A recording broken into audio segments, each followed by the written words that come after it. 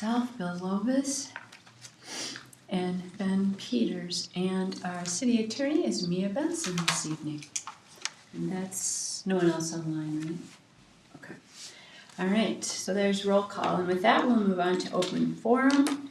Who's ever here for open forum, if you would like to sit underneath that chair and make sure you introduce yourself, and we allot up to 5 minutes per topic for you to speak. Thank you. I'm Pete Greshik. I'm from G&G Septic, and thanks for my concerns. I came here today to discuss the moratorium that was placed on the water treatment plant that used to accept the water from Taconite Harbor. I just want to give you a little background. We've been hauling the water out of there for over 20 years, and it's a stable site. There's no more activity going on, so the chances of the changing are really slim. I mean, it's like I said, it's not active. There's been a lot of discussion about taking this water. I feel the decision should be environmentally driven with a little minor concern in economics.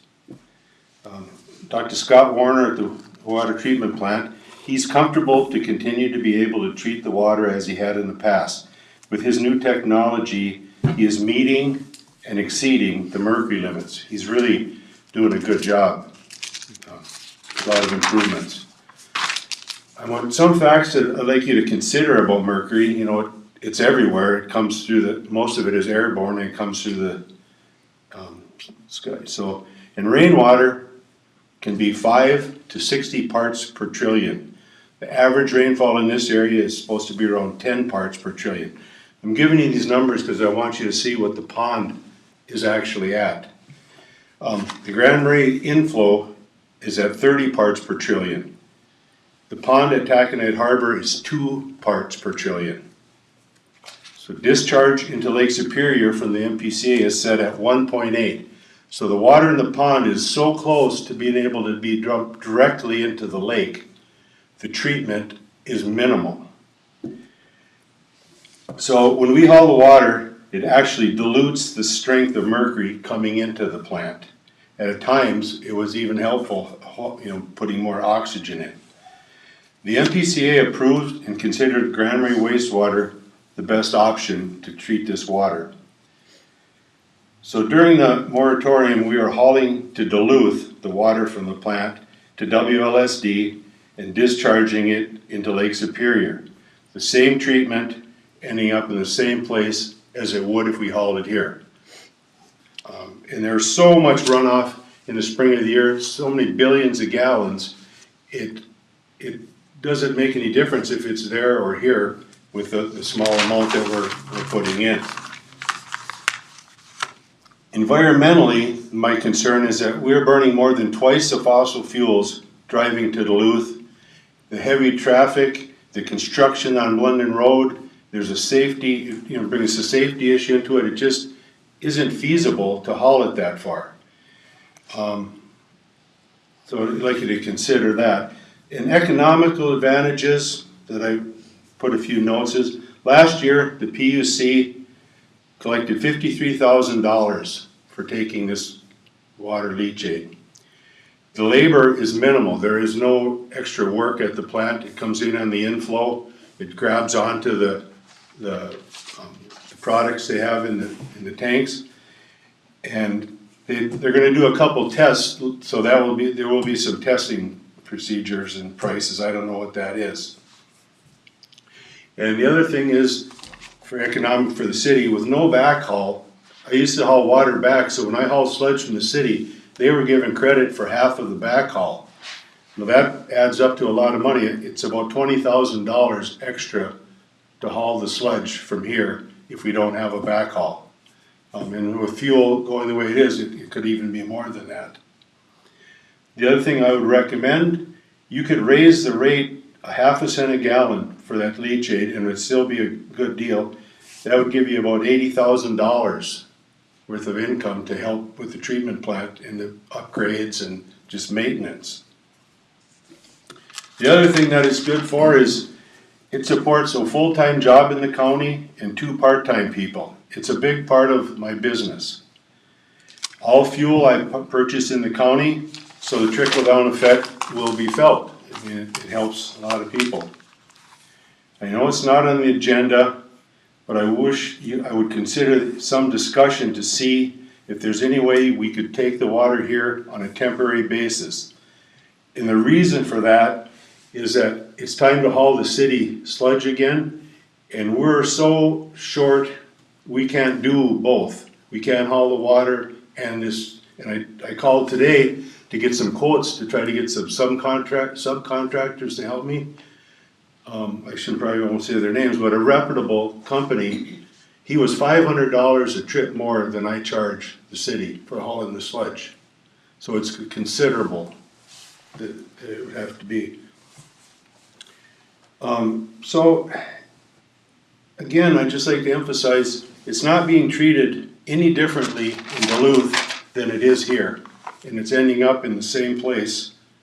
So I guess that's all I have. I hope you'd consider it. And if you have any questions or any concerns that you have, I'd like to can address them. I don't think there's anything in all of this for us this evening. This is still an in process for us. And certainly, anytime there's a major conversation, it needs to be an agenda item. Yeah. So, and this is not a time when we would ever be able to make. No, I wasn't decision. expecting. I mean, in I fact, I just missed kind that of heard part. you once say, can we? No, I would just have you discuss it. And I've talked to both people on the PUC, and both of them are comfortable. They both said that they think that that's where it should go. So you have some support from your PUC. So anyway. Thanks, Dave. Yep. Thank Okay. you.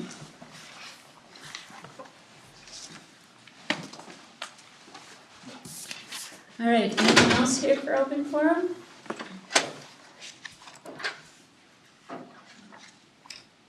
All right, with that, we'll move on to the consent agenda. Any changes to the consent agenda or the regular agenda, additions, changes at all? The park hiring memo is gonna have a slight modification. We're hiring that person, gotta skip ahead, sorry. Okay, so we do need to. Lynette, who is listed on the memo as washroom custodian, park office clerk, will actually be at the golf course. Oh, okay. All right. So still within the parks group? Yep. Yeah, okay. Golf course, all right. Anyone else have anything? All right, would anyone like to make a motion, excuse me, for the consent agenda as amended by the change in the parks position? I would make that motion. I'll second. All right. All in approval for the consent agenda as amended? Aye. All right, thank you. All right, then we'll move on to new business. It's already May, and all the summer things start coming up really fast. I thought it was important to discuss 4th of July fireworks for this year. As you'll remember, last year, the Lions Club said they would no longer be involved in the 4th of July fireworks. And it's still, purchasing and ordering is still done by Kim Linnell, and he would be making one joint order for Fisherman's Picnic and 4th of July, so to help speed that all along. This would be a good time to do that, and you have the updated info on Yeah. some of that. And it's now occurring to me why you were asking the questions you were before the meeting, because there isn't the memo in the packet. That's why. Now it makes a lot more sense why I thought I had answered those Yeah. questions for you, so I'll answer them quickly now. 4th of July fireworks are coming up. Last year, the change was made where the Lions are no longer responsible for the 4th of July fireworks. This year, well, let's stay with last year. What happened last year was the city paid for half of the $10,000 firework cost for the 4th of July, and Visit Cook County, local businesses, others came up with the rest. This year, Visit Cook County has $2,500 for the show. So we had 5 4 or 5 that we were gonna put towards it last year. This year, the price, if we wanna keep the same show, is $7,500. So that's the ask tonight is, do we wanna fund the same show for $7,500? And if so, we will make it happen. And just a quick reminder about the rest of that process. All the fireworks for all the shows get purchased by the city. That's just, needs to be purchased by the city to make it the process easiest. We don't actually arrange the shows. We have local pyrotechnicians who are licensed, who work directly with the vendors to put the package together, order the materials. We get the invoice, we pay for it. They handle all the storing of it, they set the shows up. And if you recall last year, they had a new system of actually doing the shows as well, where it's all automated. It's really quite lovely. It's a lot of fun. I thought the show went great. Mm-hmm. I'm excited to see it again. Yeah, So, so that's the ask. that is our ask, and that's, thank you for getting the numbers, Yeah, because that was the part, it's like, okay. that was the And missing then piece. 5,000 from last year. Yeah, and I think there was a little snafu this year Oh. in a certain grant application, is my guess. Well, I don't really remember there being a grant application, so that was probably. Oh, no, you wouldn't, this was unrelated to anything with the city. But we received notice from Visit Cook County about the $2,500 for the 4th of July, and it made me start asking some questions about, well, how did this get on the table at all? So next year, I think we'll probably be on the table ourselves with an application, Yeah, Got it. just to handle it completely. yeah, Okay, all right. so it'll be a bit different, And so thank you, Visit Cook County, for yes. coming up with that without us asking. It's much appreciated. So, any thoughts? I mean, I would make a motion to approve it. I think hopefully we'll have more input next time around, but it does seem like, you know, it is a benefit for the whole community, so. We haven't really been doing it, you know, before now, so. It seems like a city thing. Okay, is that a formal motion? Oh, that would be my motion. Okay, Yeah, I'll second. I'll support that.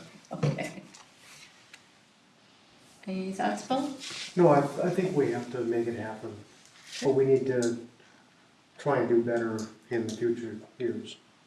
Yeah. It really was something that happened with total confusion that had nothing to do with us. So, yeah, We've had many, many, We'll many certainly years. See that, you know, maybe not for the 4th of July, but Fisherman's Picnic, how that could be, you know, lodging dollars should be used for that, right? I mean, or could be. Yeah. So that would make a lot of sense.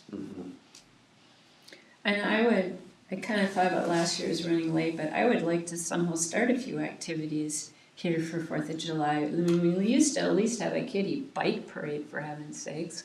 And we don't really do anything, but it takes a little bit of planning and thinking. I don't know if it's too late, but just to have a few things. There's plenty of people who know nothing about Tofty that are here in town and ask, like, what you got going on for the day? And we don't really do. But anyways, okay, that's an aside on that. So, all in favor and approval for $7,500 to be spent for 4th of July fireworks?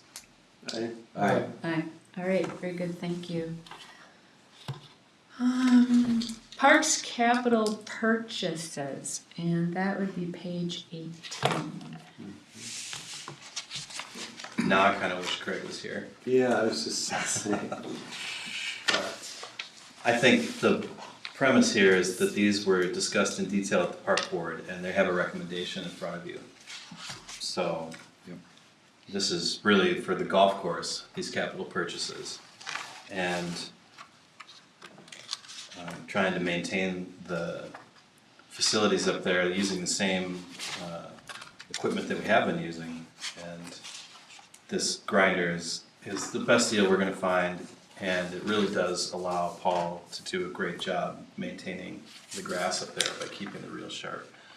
So we definitely wanna do that. And then the next one, there was some back and forth on whether or not we were gonna be able to buy some used carts on an opportunity that Paul had in front of him.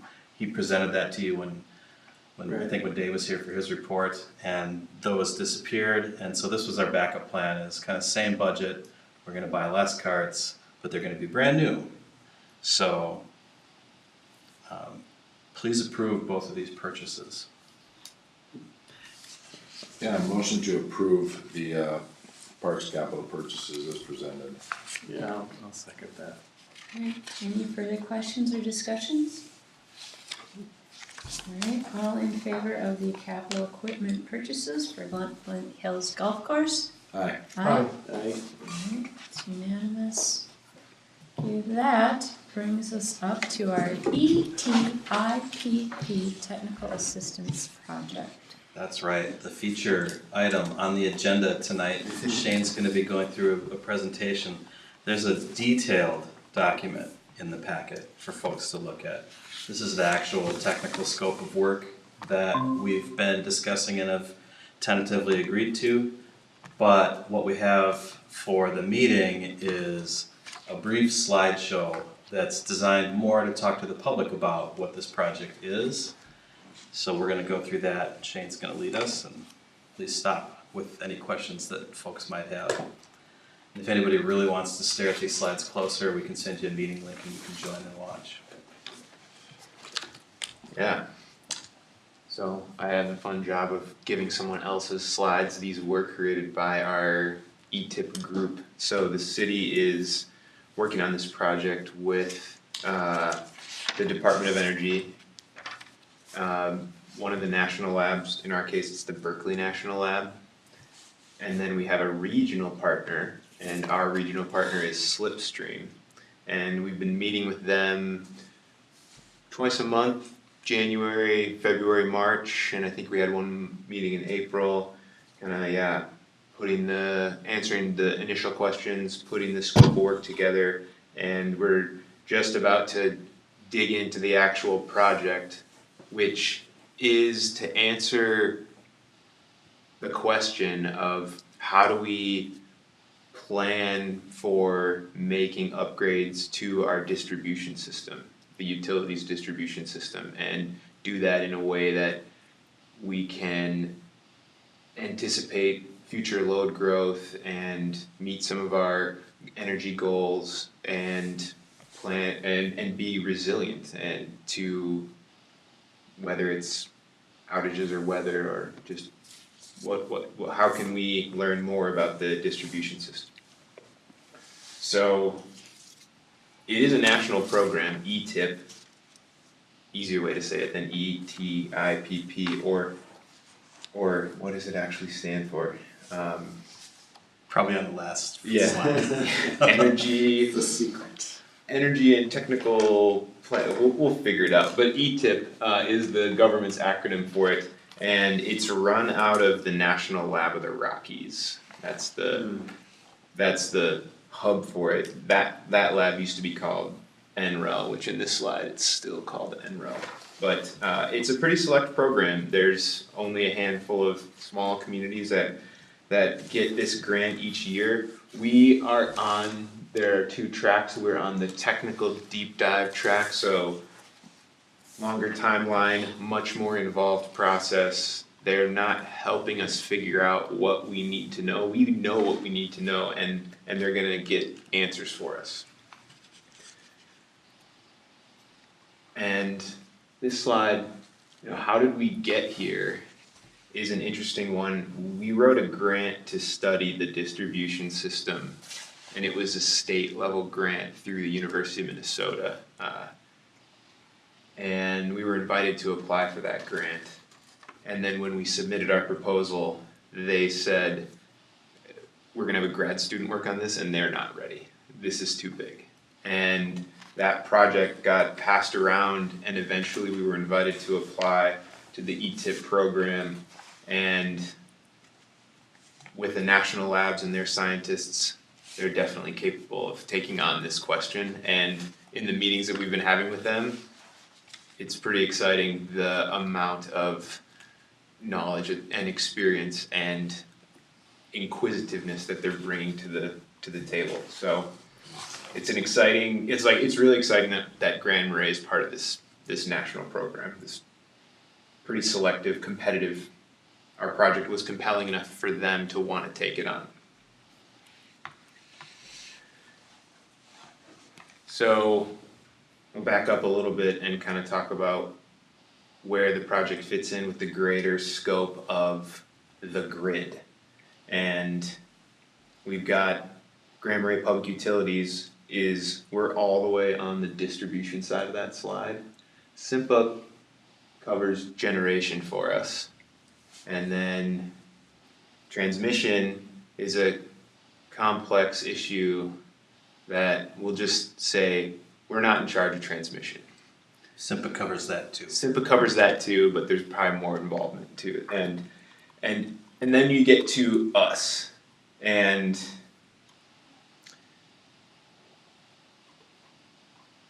this is just showing that supply is coming from generation. Everything else is using that electricity. So there's use at the transmission level, there's line loss, and then end use distribution, our customers and commercial customers and residential customers. My favorite part about this slide is the factories. Yeah, I like that. That represents the city of Grand Marais, 3 factories. Yeah.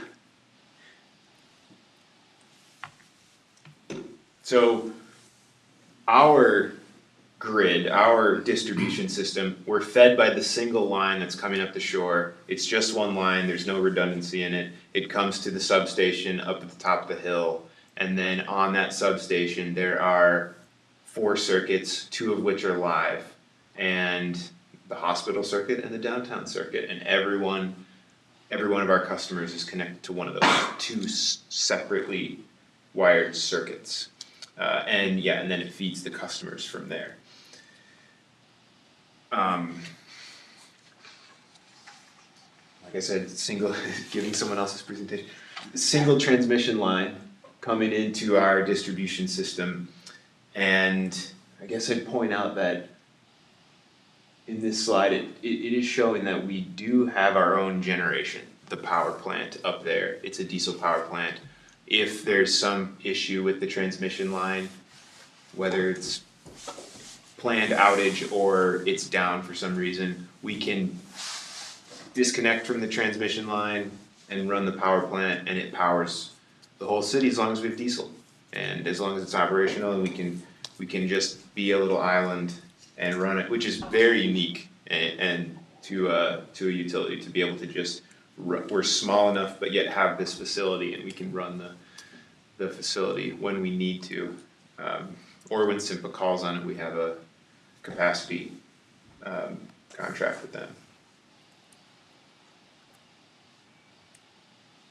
So, yeah, like I said, 2 circuits feeding the city, and one of the kind of specific questions that this project is going to consider is, would it be beneficial to us to rewire and add in a 3rd circuit? We've got the space at the substation.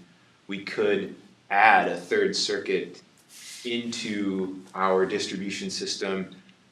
Who should we put on that circuit? Should it just be essentials? Should we distribute all of the power evenly between the 3 circuits? This is a question that ETIP's going to help us ask. They're going to use utility information and modeling to help us figure out what is the best way to go if we should add a 3rd circuit. I mean, maybe the answer is we shouldn't, and that our load is evenly distributed well enough on those 2 circuits, and that we have enough capacity on those circuits to continue to operate. So adding a 3rd one simply is that for potential growth? Or Yeah. not? It could be for potential growth, it could be for resilience.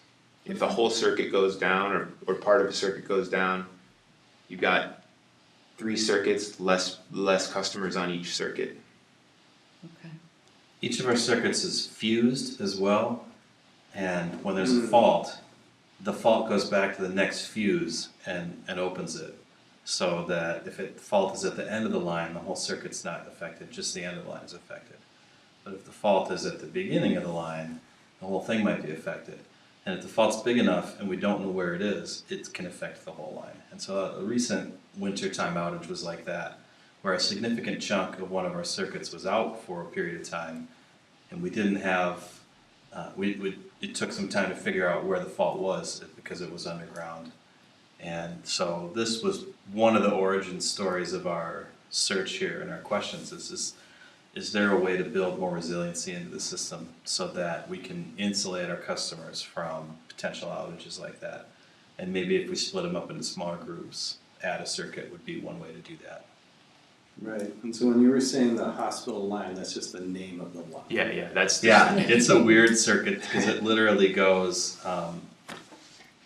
from the substation up to County Road 7 and then east and everything east of town. But it also goes down to Highway 61 and west and everything west of town.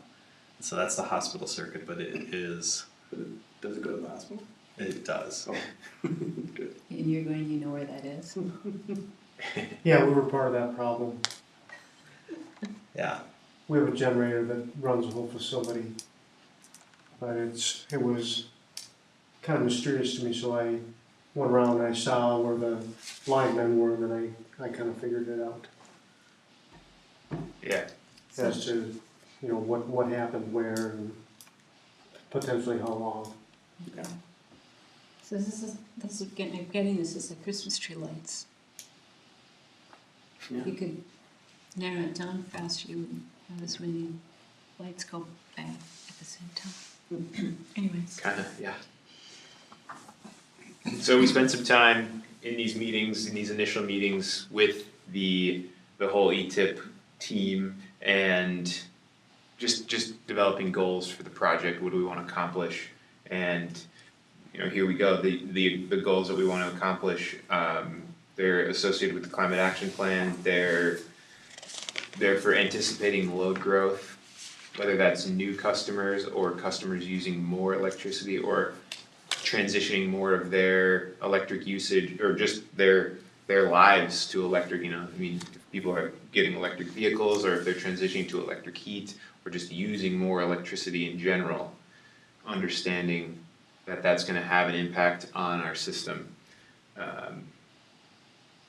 And then a big part of this is how can we be more resilient, because we are remote and we do get pretty intense winter storms. We get summer storms too, but it's those super windy winter storms when everyone is running as much as they can. You know, the power goes out when people are running their stuff full bore, and that's when you get the outage, and that's when the guys are out digging in the mud, well, in the frozen ground in the middle of the night when it's 20 below. And so if they don't have to do that, that's ideal.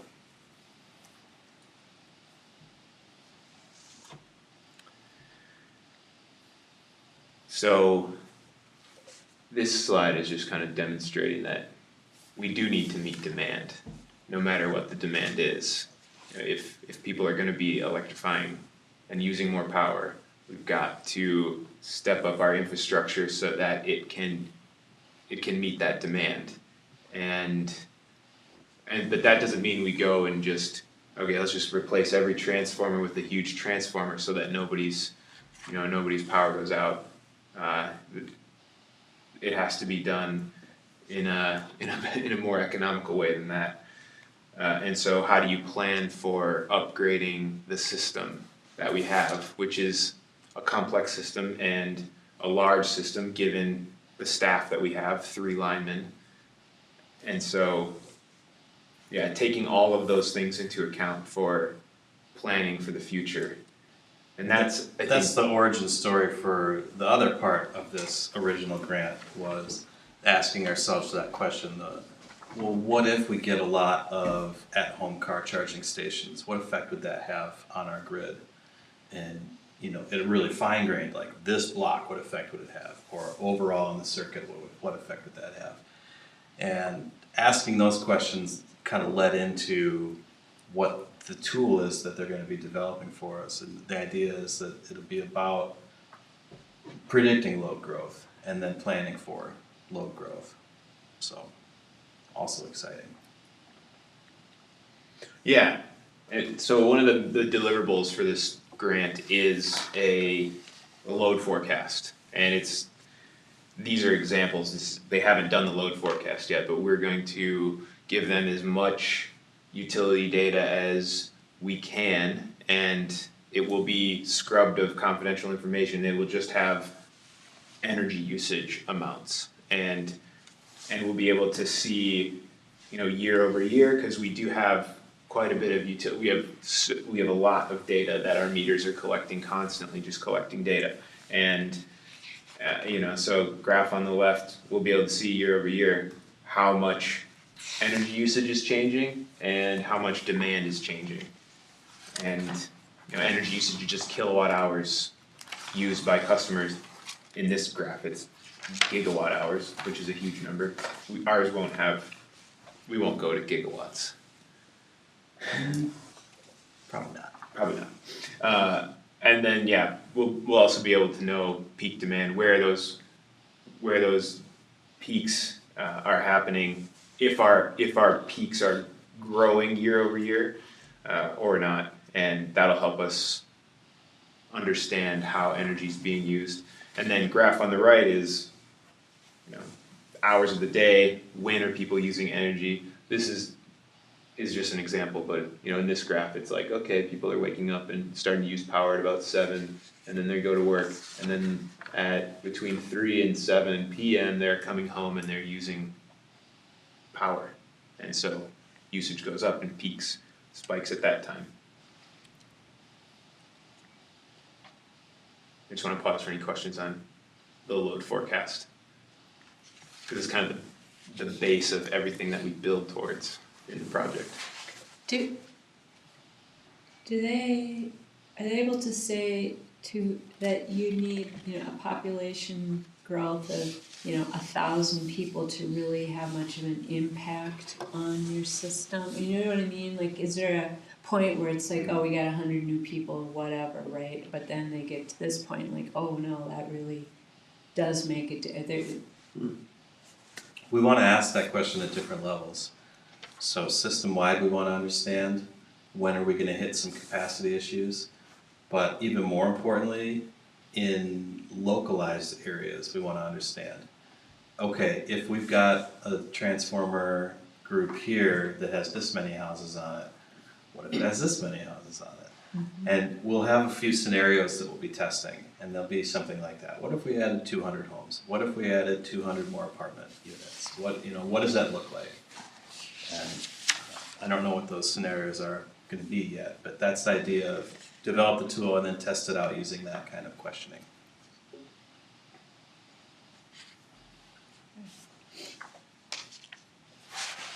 And then and maybe this comes up later, but, so here's us, but we're surrounded by the whole county, and then of course the tribe at the very end of the line. How much of maybe none of this affects them, or at some point does some of it, or just the fact that it's all one line that comes up and feeds us all? Does that have any impact on any of this kind of work? I don't think the work we're going to do for our own load forecasting is something that would affect those other users, unless our forecast would predict something where the transmission line itself would be put to the test, but I don't even think we're going to ask those questions. Will the work we do be useful to our neighbors is a different question, and I think we'd love to share whatever we learn with our neighbors in Arrowhead and in Grand Portage. And this is open book. We want to be as beneficial as we can be and share all this knowledge. Yeah, because I know the tribe's busy doing things about resiliency and all of that as well. I mean, like you say, it's a good opportunity for sharing and learning about informing decisions. Yeah, I think when you get outside of our substation and start talking about the transmission line, I think we determined that it's got plenty of capacity for what it needs to serve, as far as like, is it giving us enough electricity for what the demand is here? you know, outside of our system, we're super small and we just don't use hardly any power at all. Like compared to the other Simplicities, where you don't even equal 1% of their entire generate, like we're just so small. But then once we get inside of our system and look at from the substation to our customers, then it just becomes a normal distribution system of, well, we do have this infrastructure in place, and how do we account for load growth and resilience? But outside of us, we're tiny, but not insignificant. We hope So going into a few slides here of what is the project gonna actually do? And the first one we've been talking about, load forecast. We're gonna identify how is the load gonna grow or change, determine what kind of data they need. The Berkeley lab scientists and the ETIP team, they'll use the data, they'll run some models. They will give us a load forecasting tool that we can use into the future. Not the analogy we've been using throughout the process is they've been asking, do you want a fish or do you want a fishing pole? And the load forecasting tool is definitely a fishing pole that we can use to catch a fish instead of just get the fish. They don't know yet what that tool is going to be. So that's early days, right? We know what we want it to do. We've talked about some options for it. They'll look at existing programs is there anything that's of the right price and scale that might work for this? Or is this an Excel spreadsheet? It could be as simple as that. Although I'm sure it won't be a simple one. But that's kind of the next step, is take a look at the data and then start trying to figure out which tool is going to be the right one to use here. Yeah, so that'll be the load forecasting tool, and then the needs assessment aspect is more the outside of the load forecast, like what do we want to accomplish for reliability, what are our goals for reliability, what are our goals for resilience and sustainability. So this part is gonna be more of a framework. It's not so much like plug it in and go, it's using what we need, the city's needs are to upgrade the distribution system. And this one we'll learn a lot about as we continue on the process and learn about the system itself and using the information from the load forecast.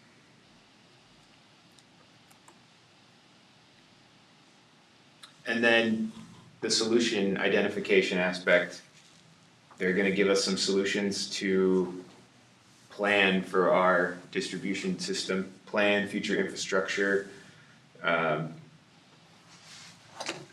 investments, and help us develop. They'll have some scenarios that they develop that will help us make planning decisions. We want the fish and the fishing pole this time. There was some conversation, and when we think about the resources, most of the resources will be used to develop the planning tool. And then a smaller amount will be used to do the needs assessment. And an even smaller amount will be used to come up with a solutions conversation. And we didn't want there to be just, here's how you do it, now go do it. We also wanted to try to benefit from outside knowledge and expertise and get a few ideas seeded into that conversation in the beginning.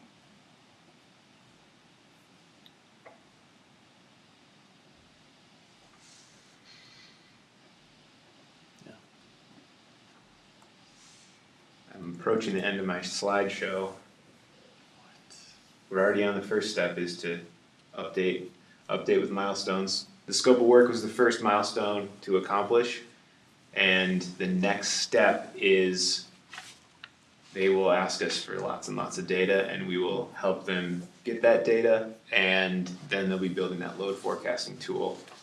And yeah, the timeline again is 2 years, and I think the clock started running in January. So it's a long-term project. They're gonna, it's a deep dive project. we weren't given a number for how much the grant is, but we were granted $50,000 to cover staff time that we put into this project. But like the Berkeley Lab and National Lab of the Rockies and Slipstream, we don't even have the budget for what they're gonna spend on this. We were curious and we asked for that earlier on, and there was some conversation about whether they could tell us. Or whether they even knew. But I think we did agree it was gonna be somewhere in the realm of like $350,000. So not insignificant, No. quite a bit of work that is to our benefit. So when you look at your project schedule, do you guys meet on a regular basis, or is this part of where you get them their data and then they'll be busy for a while and you won't do much until you hear back? Is it that sort of a? We were meeting twice a month early on. It's gonna become probably more like once a month for the next little while as they get the data, and then it's dynamic, but Yeah. it's really nice to have, I mean, it's a little confusing to have so many layers of like, we've got the National Lab, we've got Slipstream, we've got, and then Berkeley Labs, but lots of people thinking about it and keeping it on track. And I'm not sure that our scientists have they must have other projects, but, I'm sure they do. yeah, it's sure a lot that they're gonna be doing for us, so. Well. Okay, so we should basically say that we are fortunate, is that right? To have this handed to us in a Yeah. sense, not that you didn't make application try, but to have it get escalated to a point of this. We're fortunate, yes, that we met all the requirements for this, cause it's rural, small, coastal. And then Great Lakes qualify as coastal, but if we just happen to not be one of those three things, then we don't qualify for it. But there are lots of cities like that in the United States, and lots in Alaska. I could go back to that slide, but they were showing previous years, that the project, previous iterations of it, and it's completely national. Alaska, Hawaii, Puerto Rico, Great Lakes, up and down both coasts. Yeah. Well, kind of neat, so you'll just come back later on with updates. Yeah, when we have updates, we'll come back and keep you informed. So this project really fits nicely into two of our citywide goals that we've been working on. The capital improvement planning, this is exactly what this is. And it's at a richly detailed level, a capital improvement planning effort for the utility, for the electric utility. It's also a GIS project, although they're not developing a GIS system for us. We have wanted to make sure that their tools are geographically coded, that we can understand them geographically, that the planning tool isn't just a table in a spreadsheet, but that it's also able to use maps. I don't know how that's gonna happen yet, but that's what I see this becoming, and so that's exciting, and really two great grant-funded projects going on right now, this one and the resilient wastewater project that we agreed to the MPCA grant agreement with last meeting. That's gonna be a full year of some work on these issues.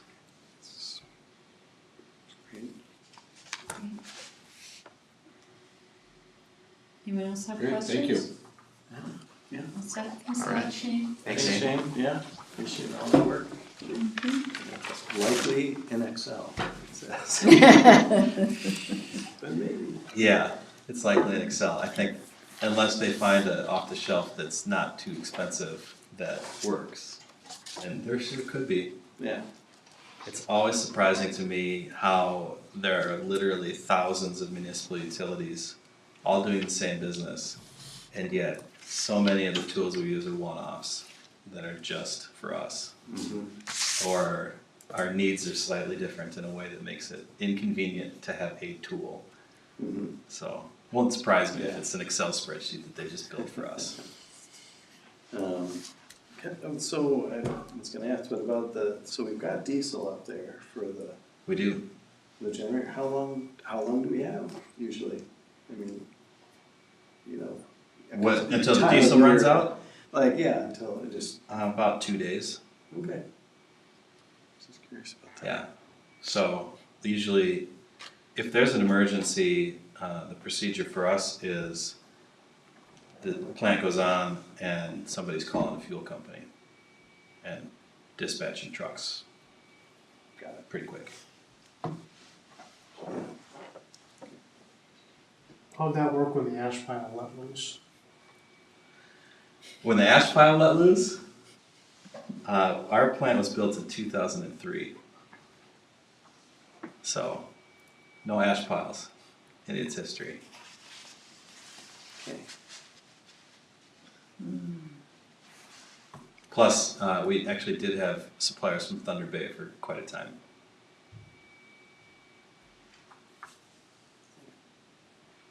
That's interesting, from Thunder Bay. All right, on to administrator report.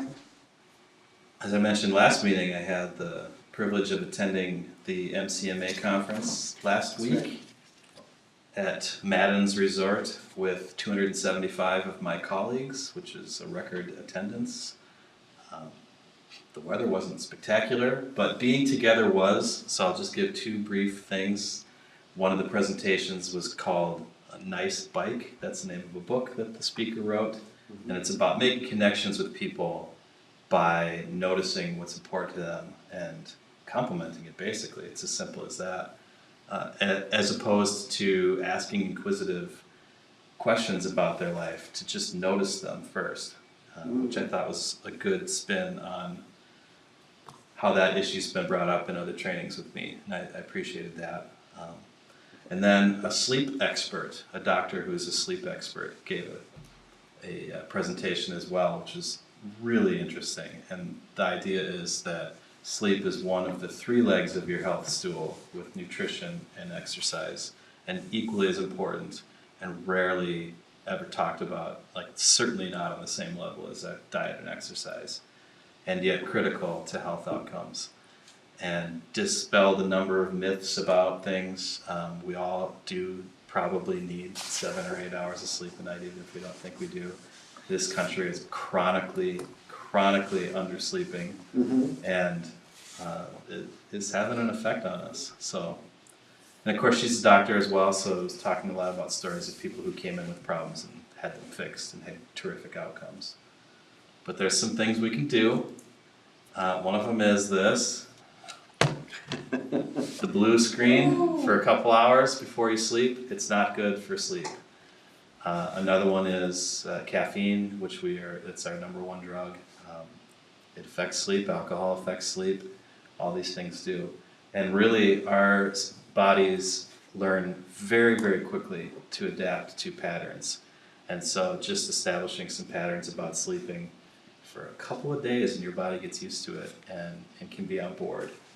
So if anybody is thinking, yes, I could use some more sleep, you have this power to make these choices, and this doctor recommends that we do. I'd say the most powerful thing about this conference is the ability to connect with your peers. I met with 2 of them to talk about developing some leadership and team building training for our staff here, which we're continuing to work on. I got the tip from this organization. They have senior leadership that is people that are retired and serving as advisors, and they said, talk to these 5 people. And then one of those people said, I'm probably not the guy, but talk to this person. She's the one you want to do. So those sort of connections are super valuable. And then I was a connection like that for a colleague as well, who was curious about our reimbursement for geothermal and has their own geothermal project, but doesn't know how to do the tax thing, which we didn't either. And I said, well, hey, we got a guy. And this 5-minute conversation could be the most valuable thing that he had at this conference. So it's just really critical that we continue to make those connections and random organic things that turn out to be super valuable. Thanks for the opportunity. I'm going to keep going. That's great.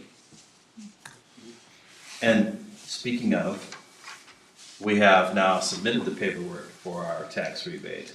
And does anybody remember what the number was going to be? thought I did. Wasn't it 6 something? 6:30, 6.